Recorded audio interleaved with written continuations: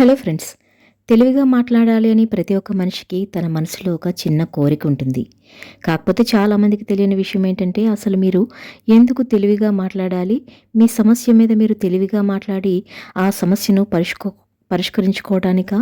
లేకపోతే ఒక 10 మంది ఉన్నప్పుడు వాళ్ళ దగ్గర ఒక విషయం గురించి తెలివిగా మాట్లాడి వీడి తెలివి కల్లోడు అని అనిపించుకోవడానికా అనేది తెలుసుకోవాలి.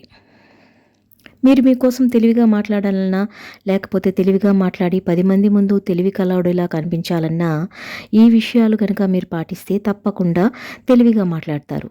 ముందుగా తెలివిగా మాట్లాడడం అనేది చాలా ముఖ్యమైన పని. అసలు ఎందుకు ముఖ్యం అంటే, మనం పనిచేసే చోట అవ్వచ్చు, లేకపోతే ఒక 10 మంది మధ్యలో అవ్వచ్చు. అది కూడా కాకపోతే మన ఫ్రెండ్స్‌తో అవ్వచ్చు.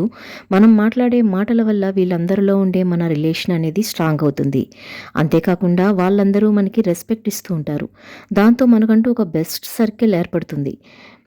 తెలివిగా మాట్లాడాలి అనుకున్న వాళ్ళు చేయాల్సిన మొట్టమొదటి పని యాక్టివ్ లిసనింగ్. బేసికల్‌గా ఒక విషయం మీద 10 మంది మాట్లాడుతున్నారనుకోండి, అసలు ఆ విషయాన్ని మనం ప్రాపర్‌గా వినాలి. అలా కాకుండా ముందుకు వెళ్ళిపోయి ఆ విషయం గురించి మాట్లాడడం వల్ల మీకు ఉన్న విలువ పోతుంది. అంతేకాకుండా అసలు ఆ విషయం ఏంటో కూడా మీకు సరిగ్గా అర్థమవ్వదు. దీనివల్ల 10 మందిలో మీ మాటకి అస్సలు విలువ ఉండదు. కానీ ఒక విషయాన్ని పూర్తిగా వినటం, అంతేకాకుండా అందులో ఉన్న తప్పు ఒప్పుల్ని అనాలిసిస్ చేసుకొని మనం మాట్లాడే సమయం వచ్చినప్పుడు కూడా మనం చాలా తక్కువగా మాట్లాడడం అనుకోండి, అసలు అక్కడ సిట్యుయేషన్ అనేది మనకి ప్రాపర్‌గా అర్థమవుతుంది. అక్కడ ఉన్న వాళ్ళల్లో ఎవరు తెలివిగా మాట్లాడుతున్నారు, ఎవరు తెలివి తక్కువగా మాట్లాడుతున్నారు అని మనకి క్లియర్‌గా అర్థమవుతుంది. అంతేకాకుండా తెలివిగా మాట్లాడాలి అనుకున్న వాళ్ళు తీసుకోవాల్సిన ఇంకో జాగ్రత్త ఏంటంటే, ఆస్క్ థాట్‌ఫుల్ క్వెషన్స్. బేసికల్‌గా బుర్ర తక్కువ క్వెషన్‌లు అడిగి అసలు పర్థం లేని క్వెషన్‌లు అడగడం వల్ల అక్కడ మీ విలువ అనేది తక్కువవుతుంది. ఆలోచనాత్మక ప్రశ్నలు అడగడం వల్ల మీరు ఆలోచింపచేసేలా చేయాలి. అలా చేయడం వల్ల మీ విలువ మరింత రెట్టింపవుతుంది. ఇక్కడ ఇంకో హైలైట్ విషయం ఏంటంటే, మీరు ఆలోచనాత్మకమైన ప్రశ్నలు అడగాలి అనుకుంటే ఫస్ట్ ఆఫ్ ఆల్ మీకు సమాచారం ఉండాలి. అంటే ఒక ఇన్ఫర్మేషన్ గ్యాదర్ చేసుకొని ఉండాలి.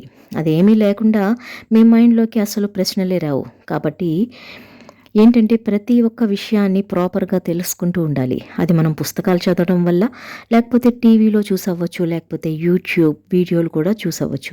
అలా కాకుండా రీల్స్ చూసుకుంటూ, షార్ట్స్ చూసుకుంటూ, మనకి సంబంధం లేని విషయాలు చూస్తూ మన టైం వేస్ట్ చేసుకున్నామనుకోండి, మనకి అసలు నాలెడ్జ్ అనేది ఎక్కడి నుంచి వస్తుంది? కాబట్టి నాలెడ్జ్ లేనప్పుడు మనకి ఏ విషయం కూడా అర్థం కాదు. అసలు ఆ విషయం అర్థం కానప్పుడు మనం తెలివిగా ఎలా మాట్లాడగలుగుతాం? కాబట్టి ఏదైనా సరే ఒక విషయాన్ని పూర్తిగా వినండి.